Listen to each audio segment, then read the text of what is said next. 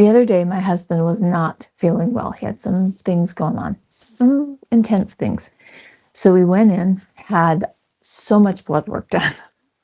And they came back and said, the doctor said, now remember, he is feeling horrible and has some very symptomatic things that are stopping his everyday life at night and during the day. Okay, it was intense. The doctor comes back and says, oh, your blood work looks fantastic. You're my healthiest patient. We were like, this man feels horrible. Did you hear what we said? This. Have you ever had that happen where you you're not feeling great, but your blood work comes back that all is well? So blood work, now don't get me wrong, blood work can give us great insights. In my opinion, my name's Krista. I'm a magnesium advocate. I have been talking about magnesium and soaking in magnesium and filling the interstitial space for the last 25 years. But please remember, I'm not a doctor, not diagnosing, not prescribing, not telling you what to do. I want to share with you some things about your temperature and the feedback loop and how it is incredible feedback that gives you real data that sometimes blood work can't give you. Now, there is a lot to learn from blood work. But if you've ever been told, oh, everything looks good, and you go in and you're exhausted and tired and bloated or gaining weight or whatever the problem might be, your blood work might give you some feedback. So today, while I fold laundry, because I'm trying to get out of town to go see my mom for her birthday, and I let my laundry build on my on my couch. It's piled. So today, I thought we could talk about your temperature, how to do it, when to do it, and the feedback that it will give you, some of the feedback that it will get you. Ready? Let's go. We've got about 20 minutes to run through this, and I'd love to know where you're coming in from. And if you're doing, are you doing your temperature? Do you take that? Do you feel like it's the time? And please remember, it's adjustable. And so make it work for you. This might be information you put into your tool belt. This might be information that you jump into and do right now. So temperature is influenced by your first gateway of health. And your first gateway of health is a strong vitamin D panel, and it takes magnesium, soaking in magnesium, filling the interstitial spaces to activate your stored vitamin D to your active vitamin D. That is the first gateway. And that gateway right there, how it is set in place, is going to determine your temperature, which determines your energy, your immune, your sleep, your hormones, and lots of other things. But let's talk about your temperature. You don't have to wait until you've got the perfect vitamin D panel to take your temperature. You're still going to get feedback. So I took some notes here, and I want to make sure that I'm super linear on what I do and that we go how to do it, the feedback, and signals that you might pick up. So those are the three areas that we're going to cover. And let me know if you have questions, and maybe we can hit them on the live, and maybe it is a question that we need to do a whole nother live on together, you and I. So number one, how to test your temperature. I have seen over the years and created this little system of the best way that I've seen of getting that feedback from your body, and that is taking your temperature in the morning. In the morning, because your temperature is going to show you cracks in your foundation. It's going to give you feedback that blood work cannot even give you yet. It'll take 10 to 12 years for some of these things to show up on blood work, but your temperature is going to tell you first. And you don't have to go anywhere. I love things that I can take my power back and do myself. That is one of my favorite kind of tools. And taking your temperature in the morning with as little movement as possible. So you're not going to hop out of bed and run into the kitchen and grab that basal body thermometer, because that's changing your temperature. We want resting temperature. What was happening to your temperature at nighttime? Where was it at? How was it running during the night? And so we're going to put that basal body by the side of our bed. And then we're going to very slowly take it and put it in our mouth, not under your arm. I had a lot of people for a while. There was somebody talking about doing it. No, no, we want it in your mouth. 5 minutes. I like to lay on my side, and this is kind of a silly thing. My mouth gets tired of holding it, the muscles. And so I like to lay on my side and let the pillow support it. But we do want your mouth completely closed around it. But there's a difference in the fatigue of the muscles versus holding it like this or just keeping your mouth closed like this. So little tip there that has helped me, might help you. And we want to hold it 5 minutes. 5 minutes you want to hold it there. I just set a timer. And you're not going to move. You're not going to talk to anyone. You're not going to roll over. You're going to lay as still as possible. So the movement was your arm slowly moving, because that's going to start changing your temperature. And we want that, what was happening at night. And we want that under the tongue, so you're not going to hold it in the side of your mouth. You still need it under your tongue. And that's why I like that pillow, just supporting that basal body temperature. Now, which basal body temperature? It just has to be a basal body temperature, okay? We need the basal body temperature to get that feedback for our body that the temperature is going to give us. And it's going to give us feedback for sleep. It's going to give us feedback for hormones, for thyroid function, TSH, so many things. And so ideally, now I don't want to overwhelm you, okay?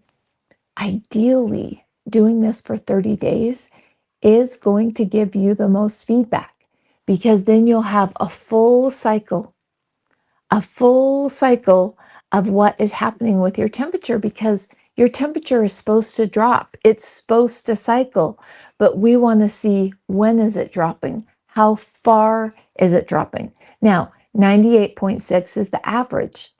Remember, that's an average.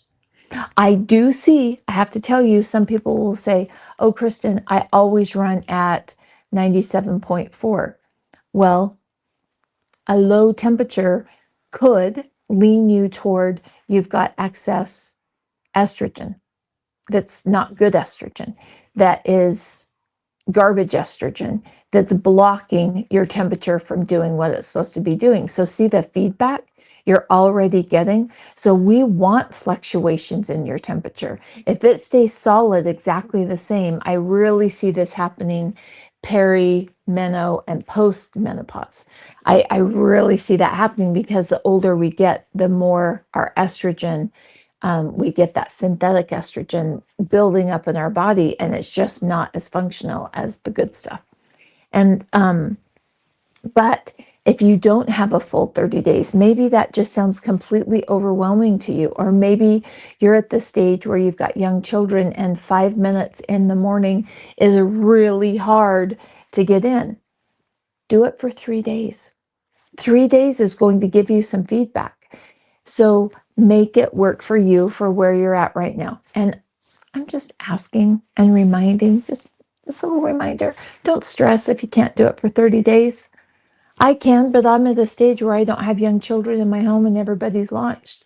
And I tell my husband, hey, when I'm just laying there not talking or responding back, and I've got my thermometer in, I'm not going to talk to you. So it's easier for me, the stage I'm at now. Make it work for where you're at in your life. In my opinion, it is absolutely worth the time investment, the money investment of the thermometer, the time investment, and making sure that 3 days, one day will give you a little bit. So if you get one day in, boom, celebration. 3 days is really going to give you some feedback. And then 2 weeks is going to be even more feedback. That gold standard is 30 days, because then you're going to see that hormone fluctuation and what your and during a cycle, or if you're menopause or postmenopause, you don't have that anymore, you still want to see a fluctuation in your temperature. Okay, so the next thing, I talked a little bit in the beginning about how my husband's blood work, he was feeling awful, like non-functional. And the doctor was like, "You're my healthiest patient. Your blood work is spot on, perfect." The man, it was awful. It was just awful. And so this is also really good when you don't feel well, you've been to the doctor, and the feedback is blood work looks great, thyroid's good. But you know from your symptomology that your thyroid's off. Your temperature is going to give you that feedback on what's happening. And it will give you feedback on your thyroid. It will give you feedback on your sleep. It will give you feedback on your hormones. And that's one of the things that I want to talk about now, is the signals you'll pick up. Now, let's talk sleep. Taking your temperature and your sleep. Because if you're not getting restorative sleep, you're slowing down how your journey to creating or maintaining optimal health is going. It's slowing down. And optimal sleep, we forget how much our sleep determines our thyroid function. And so one of the things I like to do is, when I'm taking and tracking my temperature, I like to track my sleep. Now, tracking your sleep can look like just noting what time you go to bed, what time you wake up, and how you slept during the night. Or you might use an app, or you might use a wearable. However you're getting that data for your sleep, put it side by side, overlay it, and look at your temperature and the time that you went to bed. Because you can change your metabolism by getting to bed on time. I've been dragging a little bit lately, and I realized it's me not getting to bed on time and not just setting that boundary. It is time for me to go to bed, and getting caught up in some fun things that are happening that I want to be a part of. And it's really cutting down on my energy. Has nothing to do with I'm not eating right, or I don't have the right supplement, or I need this or this or that. It's just a matter of me setting boundaries and saying, I'm getting to bed, and giving my body the rest it needs. You tank your metabolism. You tank your insulin sensitivity. You're tanking your thyroid with that sleep. And so I did some journaling yesterday. Why am I staying up so late? And it's because of a relationship in my life that's very important to me. And the interaction from that person is happening later. And I love that interaction.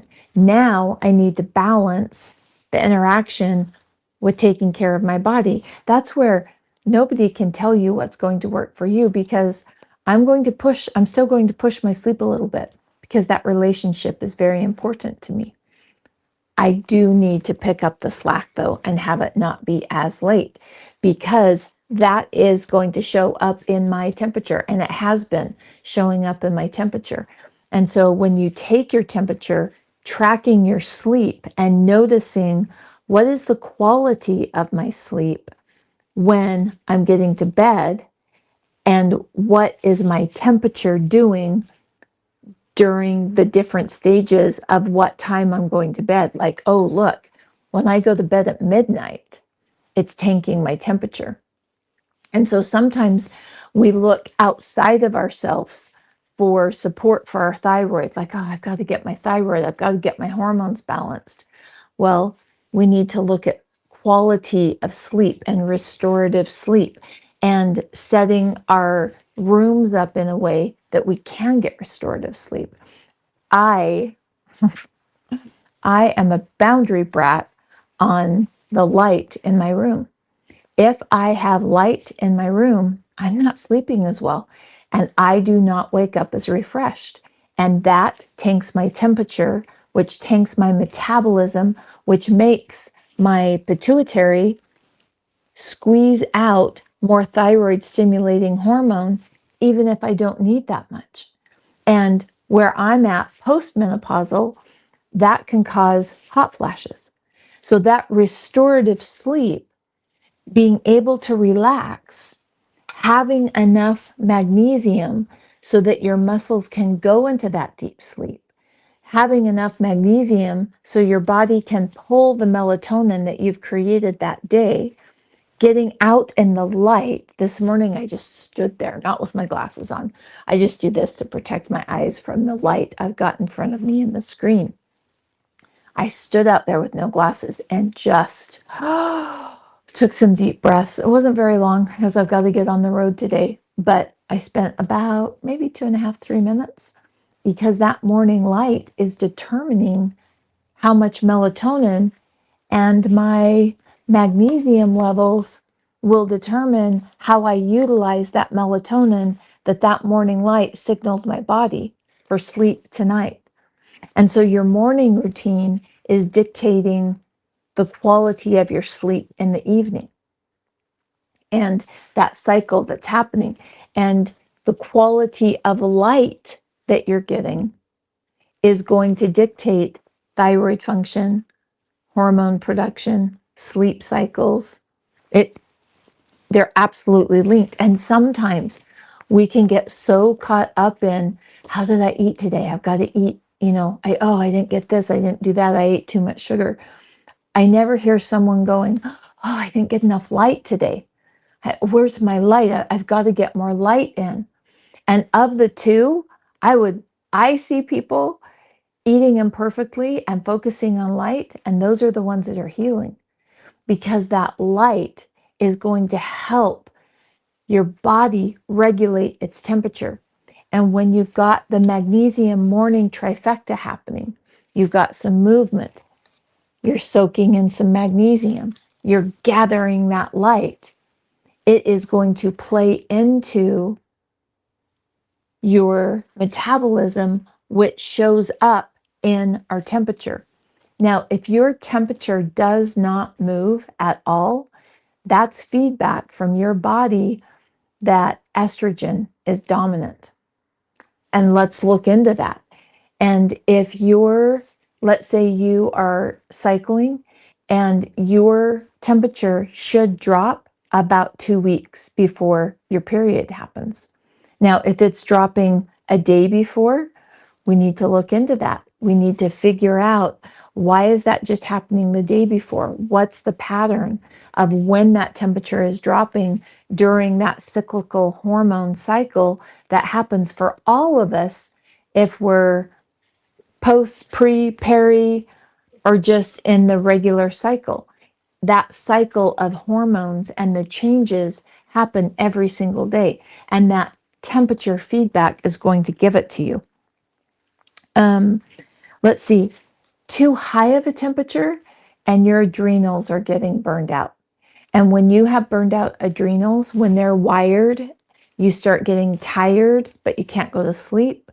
Your brain starts getting brain fog. Your energy starts dropping. And so if that temperature is really high, your body's working too hard. And we need to address lifestyle choices, inflammation options, bringing that down, being out of fight or flight. I see the pattern very strongly that when people have too high of a temperature, they're in fight or flight. And so addressing, regulating your nervous system. And that is something that you have to build that muscle.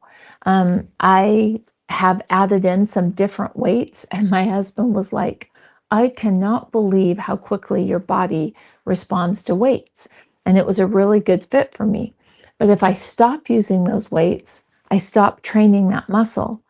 And it's the same way with your temperature.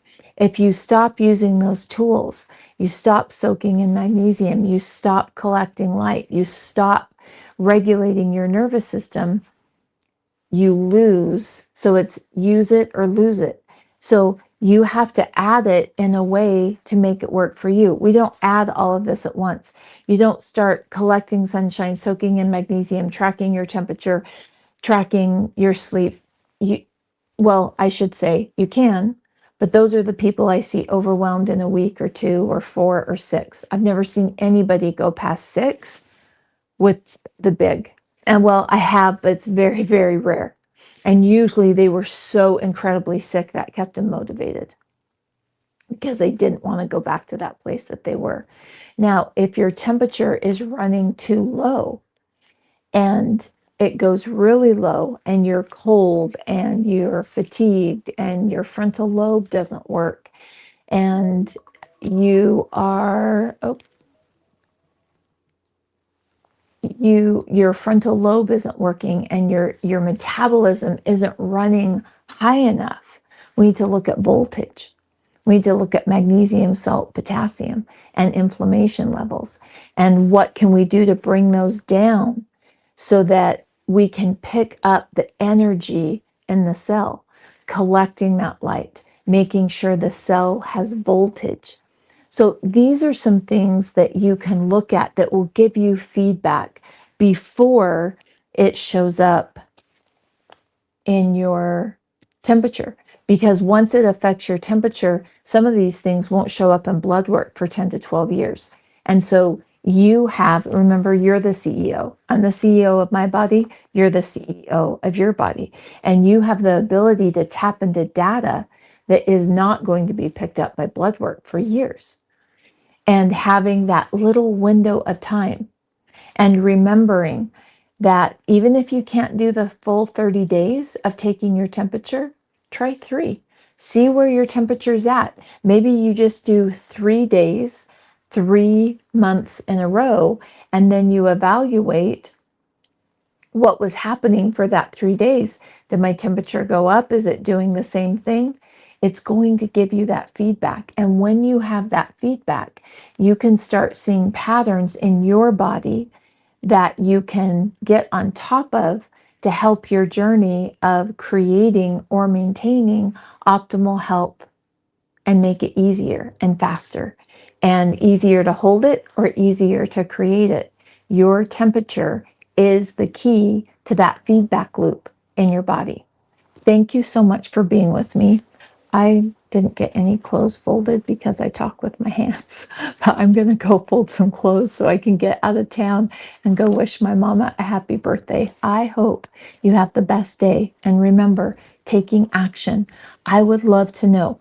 Post in the comments what your power piece of today is, as we talked about temperature and how to take it and when to take it and the feedback that you get from it. What was your powerful insight? I would love to know. Post in the comments below. And is what happens is that micro action that you take helps you take more micro actions. And when you take those micro actions, you're walking the patterns of a healthy woman. And when we get stuck in our head and we just keep learning and learning and learning, we think we're doing all these things for our health, but actually we're not. We're just creating a bigger disconnect, staying in fight or flight and getting frozen because now we know so much stuff and we don't know where to start. It's a way we disconnect ourselves from maintaining or creating optimal health. I will see you on, let's see, today's Wednesday. So I will see you on Monday where I will be here almost every Monday. And we just talk about all things magnesium connected to our bodies so that we're taking action together. We're creating help so we can show up to those people that we love in a powerful kind of way. Have the best day. Bye-bye.